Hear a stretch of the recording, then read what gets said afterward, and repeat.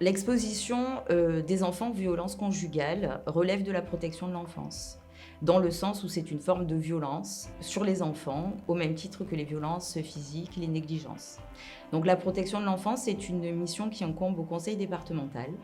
C'est une mission de service public. Elle vise à garantir les besoins fondamentaux des enfants et garantir leurs conditions de développement.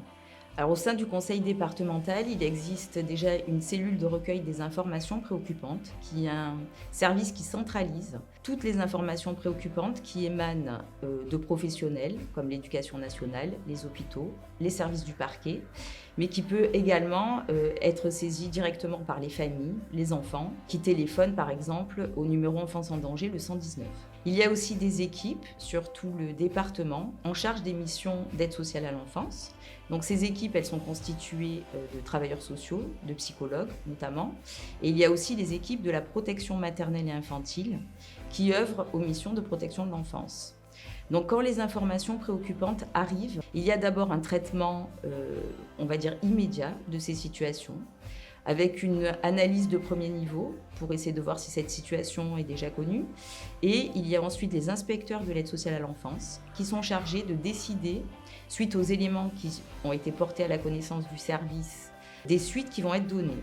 Notre intervention est souvent génératrice d'angoisse pour les parents quand ils voient les professionnels du département arriver.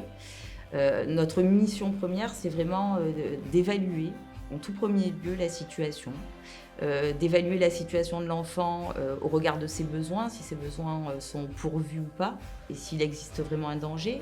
C'est éventuellement, si des difficultés sont repérées, d'évaluer aussi la capacité des parents à modifier leur comportement ou à répondre aux besoins des enfants, et aussi d'évaluer la capacité de l'entourage à se mobiliser pour aider la famille et les enfants. Au terme de ces situations, on peut proposer aussi diverses mesures d'aide à la parentalité ou d'aide éducative. Et dans les cas les plus graves, quand vraiment l'enfant est exposé à des violences qui ont une incidence directe sur son développement, alors là, il peut être pris quand même des mesures de protection par le conseil départemental, en lien bien sûr avec l'autorité judiciaire. Donc les évaluations dont je viens de parler, elles se font sur un cadre de référence qui est assez précis et sur une durée aussi qui est déterminée. Et les mesures d'accompagnement qui vont en fonction être mises en place, si les parents sont d'accord, ou même les mesures de protection éventuelles qui pourraient être mises en place, sont toujours aussi fixées dans un délai donné et revues périodiquement en fonction de l'évolution des situations.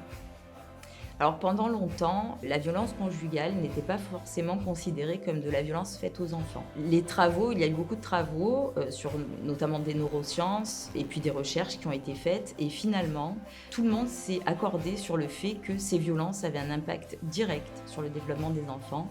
Il y a eu aussi après une évolution législative qui considère depuis 2016 dans la nomenclature de la maltraitance que l'exposition des enfants aux violences conjugales relève de la maltraitance. Notre travail prend en compte complètement aujourd'hui cette dimension-là et nous permet aussi d'améliorer les situations de repérage des enfants exposés aux violences conjugales.